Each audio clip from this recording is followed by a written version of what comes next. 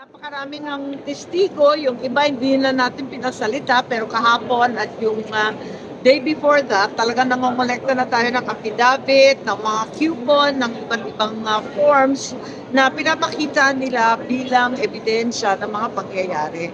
So natutuwa naman ako kasi nabubuo natin ang kwento at binabahiwatig ko lang sa mga ibang opisyal na napabanggit, hindi naman natin pinupursige ito upang pahiyain sila or pagtawanan sila or ituro sila, kundi para malaman natin ang katotohanan at itigil na itong PI na klarong-klaro naman ang dami na nagsalita.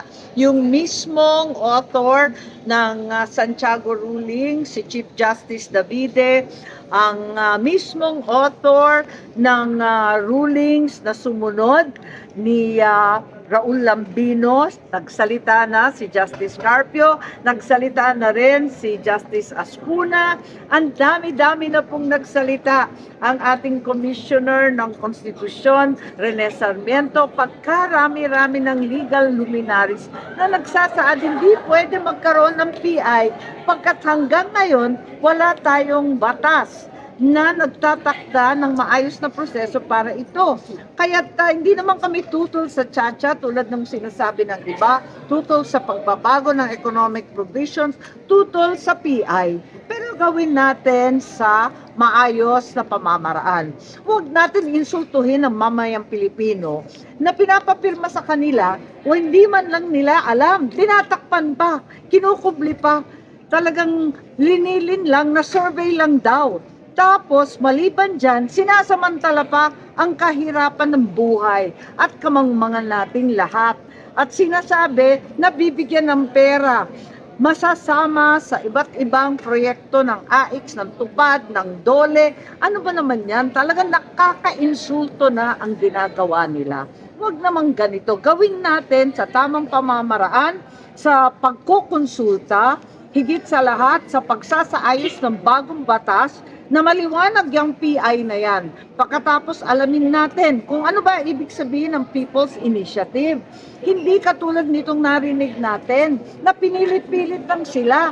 Tapos pinepeke pa daw yung pirma, 3 beses papapirmahin. Huwag namang ganyan. Talaga namang ginagawa ninyong tanga ang Pilipino. So what will be your next? Well, I'm actually exhausted by these hearings. It's a very, very depressing spectacle. I would much prefer to wind down, but on the other hand, there remain certain members of the Senate who still want to hear from Mr. Anthony Abad, who is actually at the bottom of every form. We still need to derive for the minority leader the donors list for the highly expensive TV ad of 55 million pesos. And there are so many other witnesses who have been mentioned. There are so many other names that have been mentioned by our witnesses today and in the last hearing that have not been able to come or refuse to come. So my preference, like I said, was to put an end to this PI and let us do this properly without demeaning and degrading our people. The Constitution is not for sale. Neither are the Filipinos for sale. Ma'am, are you going to issue an open invitation to Congressman Nograles? Kasi repeatedly it was mentioned, di ba? Well, unfortunately, certain party lists and congressmen were mentioned. As I said earlier, I have no desire to humiliate or embarrass or ridicule any congressman. They are, after all, our peers and colleagues, and we are obliged to work with them. But there is nothing I can do about witnesses who mention them time and again. Senator, si House Majority Leader Manuel It's very Dalipe po. curious that they now invoke interparliamentary courtesy after passing out the form to hundreds of thousands of people trying to abolish us, the Senate. May kortesiya pa ba pag inuupakan na kami at pinapabura? Gusto nila, ibagsak na, tanggalin na yung Senado, tapos ngayon, umiiyak at sinasabi, oy, mag-courtesy naman kayo. Nakakalito naman yata to. question?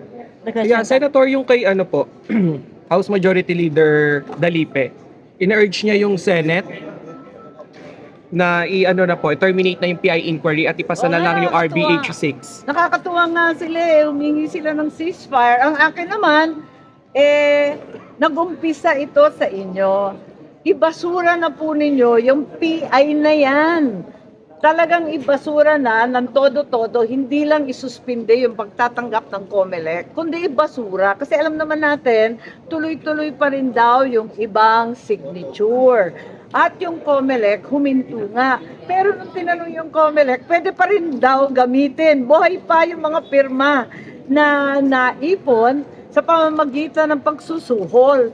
Nako, patayin na natin itong PI na ganito. Umpisahan natin ng maayos. Yun nga, yung Resolution 6, balikan natin yan, aralin natin to, magpasa tayo ng maayos na batas na nagtatakda ng pamamaraan na maayos. Na hindi ganito, bawal ang suhol. Talagang hindi for sale ang kaluluwa at budhi ng Pilipino. Ma'am, clarify ko lang hindi ito yung last na hearing or until hindi sila Well, naghihintay po kami kay Attorney Anthony Abad, among others, who is very, very important.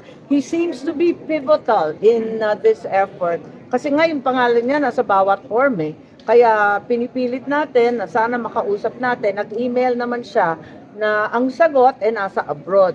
So inaabangan natin, baka sakali, pagbalik niya, makausap natin ng maayos at malaman natin kung ano yung nangyayari. Pero in the meantime, kung sila ay humihingi ng ceasefire, ako naman ay humihingi na ibasura na nila ito. Sabi nga nung isang kapitan kanina, si Kapitan Estorpe, tigilan na natin to, sayang ang pera, sayang ang panahon. May mga tunay na problema ang Pilipino. Ang mahal-mahal ng bilihin. Dito sa Davao, baha-baha, hindi makapunta yung mga taga-Tagum, ang mga taga-Oriental, Occidental, walang makatawid. Labis-labis ang kalamidad. Apakamahal ng gasolina at pagkain. Bakit tayo nakatutok dito sa ganitong klaseng hearing na napakarami nating problema? Naku talaga naman, sa palagay ko, pamilyang Pilipino, hindi ito ang pinag-aabalahan. Sabi nga nung survey, 1% lang ang nakatutok sa Chacha. Baka kami na nga yun.